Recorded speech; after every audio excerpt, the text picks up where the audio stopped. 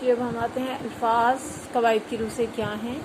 سناتا ہوں فعل، تمہیں اسم، میں اسم ضمیر، کہانی پانی جوانی قافیے، ہے فعل ناقص، میری جوانی مرکب اضافی، دریا کی کہانی مرکب اضافی، نا حرف نہیں، میں دریا ہوں میری طاقت ہے پانی ٹیپ کا مصرع، کیا اسم استفہام، دھاگ بٹھائی فعل، بانٹتا ہوں فعل، زمین پر مرکب جاری، ہریالی کی دولت مرکب اضافی، چٹان اسم جامد، چلنا مصدر، گھبرانا مصدر، نہیں یا نہ حرف نہیں، کو حرف جار، پاک کیا فعل، خوشحالی کی دولت مرکب اضافی، دریا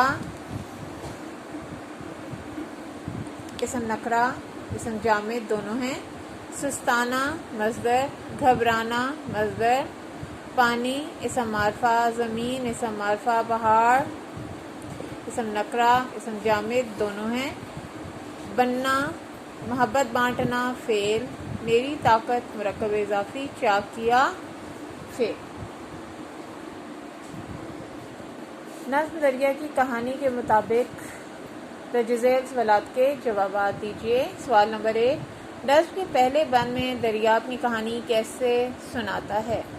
نظم کے پہلے بند میں دریا اپنی کہانی سناتا ہے کہ اس کی طاقت اور اس کی پہچان پانی ہے اور اس کی جوانی اسے تھکنے نہیں دیتی۔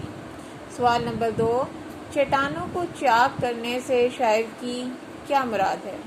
چٹانوں کو چاک کرنے سے شاعر کی مراد ہے کہ جب دریا تیزی سے بہتا ہے تو وہ راستے میں آنے والی تمام چٹانوں میں شگاف ڈال دیتا ہے جو اس کا راستہ روکنے کی کوشش کرتی ہیں اور اپنا راستہ بنا لیتا ہے۔ سوال نمبر 3، دریا کیسے خوشحالی کی راحت بانٹتا؟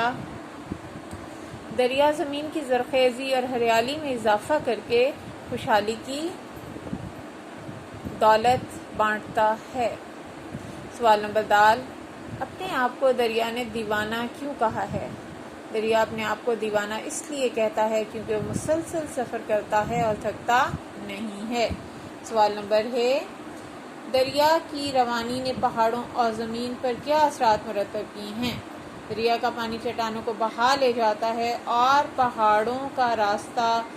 پہاڑوں کا سینہ چیر کر نکلتا ہے اور زمین و جب پر اپنا رعب قائم رکھتا ہے۔